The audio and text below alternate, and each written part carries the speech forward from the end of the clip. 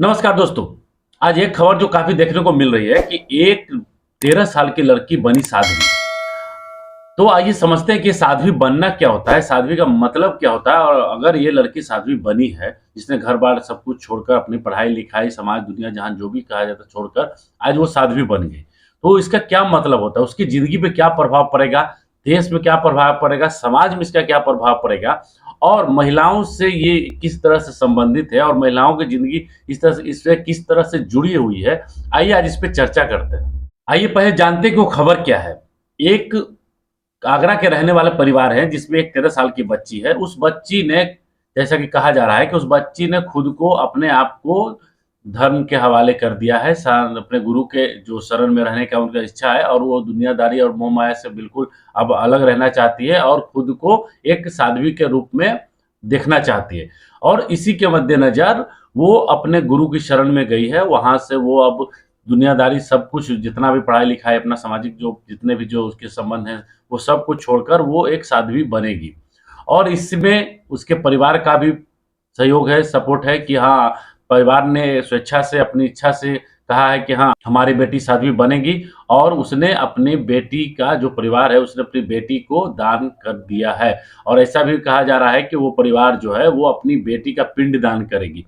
पिंडदान का मतलब ये होता है कि जो इंसान जो इस धरती पे जिसका अस्तित्व खत्म हो जाता है, खासकर हिंदू धर्म में, तो उसके लिए एक पिंडदान की प्रथा होती है, जिसके बाद वो इंसान सांसारिक जो भी उसके संबंध है या जो भी उसके परिवार है या वो उसका संबंध उससे पूरी तरह से खत्म हो जाता है। तो यही प्रथा परिवार करने वाला है क्योंकि परिवार अब उस बच्ची से कोई संबंध अब नहीं रह पाएगा। उस साध्वी बनने का एक एक यही तो क्राइटेरिया है जिसमें वो उसको पूरा दुनिया जहान से, पूरा दुनियादारी समाज से उसको अलग होना पड़ेगा। खुद को उससे भिन्न करके अपने आप को इस जीवन में ढालना पड़ेगा। क्या महिलाओं को धर्म के नाम पर, अपने गुरु के नाम पर, धर्म की सेवा करने के नाम पर दान किया जा सकता है? और ये प्रथा कहाँ से आई? इसका क्या इतिहास है? और इससे एक महिला की ज़िंदगी पर क्या प्रभाव पड़ता है? आइए आज इसके इतिहास में चलते हैं। 11वीं सदी से लेकर 19वीं सदी तक के बीच में काफ़ी देखने को मिला कि जो मंदिरों के पंडित पुजारी होते थे, वो परिवारों में जाकर जहाँ एक से ज़्यादा बच्चियाँ होती थी, 5 साल से लेकर ऊपर तक जितनी बच्चियाँ अगर घर में जो गरीब परिवार है, वहाँ पर बच्चियों की संख्या ज़्यादा है, जो भरण-पोषण करने में सक्षम नहीं परिवार रहा उनका, तो वो जाकर कहते थे कि परिवार में कि वो अपनी बच्चियों को मंदिर के नाम पे दान कर दें, धर्म के नाम पर दान कर दें, वो भगवान की शरण में जाएगी, भगवान का सेवा करेगी। और वो जो था वो एक धर्म के नाम पर एक कुरीति फैलाते थे और कहते थे कि ये भगवान का काम है, धर्म का काम है, इससे जो परिवार है उसके उसको पुण्य मिलेगा। और इसी अंधविश्वास को पूरी तरह से फैलाकर जो बड़े-बड़े पंडित पुजारी होते थे मंदिरों के, वो महिलाओं का दान करवाते थे। सुनने में कितना विचित्र लगता है कि कोई महिला का दान कर सकता है, एक जीती जागती वस्तु जिसके अंदर प्राण है, सोचने समझने की क्षमता है, वो सिर्फ इसलिए कि उसका परिवार उसका पालन पोषण नहीं करता, वो मंदिरों को दान कर दिया जाता था। और उन मंदिरों में उनका क्या होता था? उन मंदिरों में उनका पूरी तरह से शोषण होता था। ये एक ऐसा गंदा और घटिया कुरीति है जिसके आधार पर एक महिला, एक छोटी बच्ची को मंदिर के नाम पे उसको दान किया जाता था, उसके नाम पे पिंडदान करवा के उसको पूरी तरह से दुनिया से अलग कर दिया जाता था और उसको एक प्रथा का नाम दिया गया देवदासी प्रथा कि वो भगवान की एक दासी है, वो भगवान की सेविका है। लेकिन होता इसका ठीक उलट था। उस मंदिर में रहने वाले जितने भी पंडित पुजारी थे, वो उनका शारीरिक शोषण करते थे। उन पे हर तरह का जुल्म करते थे, उनसे अपनी वो सेवाएँ करवाते थे और लेकिन फिर भी उनको वैश्या का दर्जा नहीं था, वो देवदासी कही जाती थी। काम एक वैश्यालय वाला ही होता था, लेकिन उनको देवदासी कहा जाता था। और ये जो देवदासी प्रथा थी, वो बहुत विस्तृत रूप पे उस समय ब्राह्मणवादी मानसिकता वाले लोगों के द्वारा फैलाया जाता था। अपनी शारीरिक ज़रूरतों को पूरा करने के लिए, उनका शोषण करने के लिए गरीबों और जो कमज़ोर तबके के लोग होते थे, उनकी बच्चियों को मंदिर के नाम पे दान करवाया जाता था। और होता क्या था, वो दान लेने के बाद उनका अपने तरीके से अपना शारीरिक ज़रूरत पूरा करने के लिए उनका शोषण करते थे ज़बरदस्ती, बिल्कुल उनकी इच्छा के खिलाफ। उनका एक तरह से वो एक सेक्स वर्कर बन जाती थी क्योंकि वो उस चीज़ का विरोध नहीं कर सकती थी। समाज भी उनके विरोध को नहीं मानता था, उनकी नहीं सुनता था। समाज उनको धर्म के नाम पर उनको भगवान की सेविका के तौर पे देखता था। लेकिन जैसे-जैसे समय आगे बढ़ा, लोगों के अंदर जागरूकता आई तो हमारे ही देश के कई ऐसी महिलाएं जिन्होंने इस कुरीति को समझा, जाना कि ये पूरी तरह से महिलाओं के खिलाफ उनका शोषण हो रहा है, तो उन्होंने जमकर इसके खिलाफ आवाज उठाई।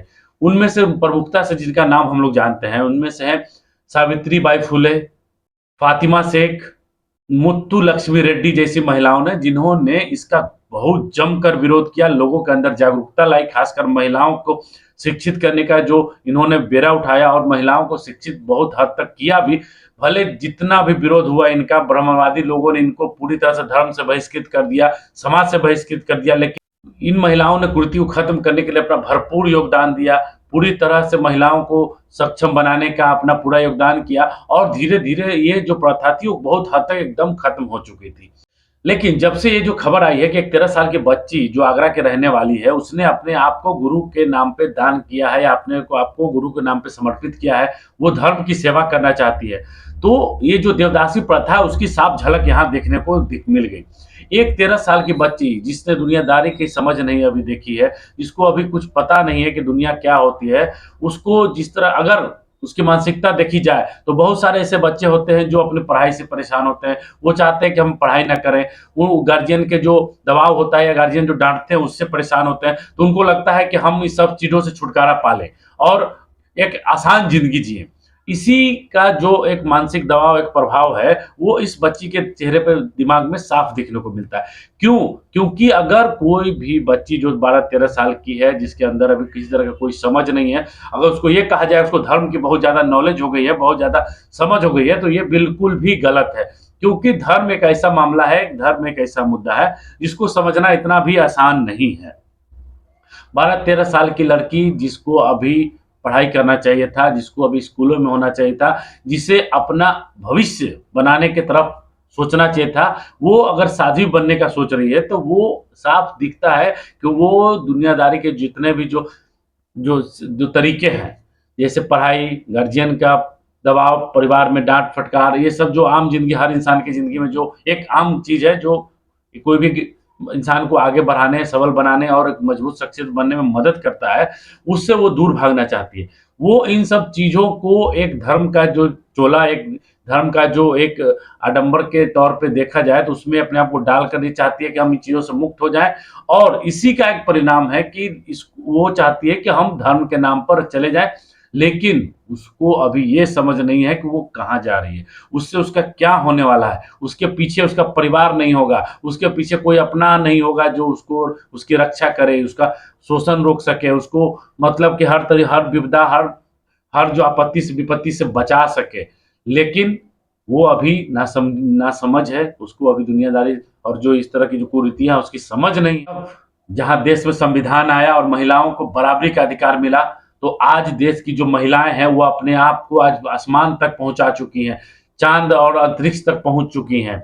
आज आईएएस, आईपीएस हर सेक्टर में आज महिलाओं का भरपूर योगदान है। आज हमारे जो देश है उसके निर्माण में भी महिलाओं का भरपूर योगदान है। अगर हम ये चाहते हैं कि हमारा देश और समाज और पूरा दो हम जो एक वैश्विक स्तर पर अपने आप को मजबूती से खड़ा कर सकें, तो हमें इन सब चीज़ों की तरफ बच्चियों को, महिलाओं को जाने से रोकना चाहिए और इन सब जितनी भी कुरीतियाँ उनके विरोध में खड़ा होना चाहिए और उनको उस कुरीति से हटाकर अपने जो भविष्य की तरफ दिखाना चाहिए। संविधान की जो उनका जो उनको जो लाभ मिला है या जो बराबरी का अधिकार मिला है, उसको इस्तेमाल करना वो सीखें, उसके तरफ उनको प्रेरित करें, ताकि देश के विकास में उनका योगदान हो, अपने विकास में, अपने परिवार के विकास में उनका योगदान हो। संविधान जो उनको अधिकार देता है, अगर वो उसका सही इस्तेमाल करें, इन सब चीज़ों में ना पड़ के अगर वो अपने विकास, देश के विकास के बारे में सोचे, तो देश और खुद भी बहुत ज़्यादा आगे जाएँगी।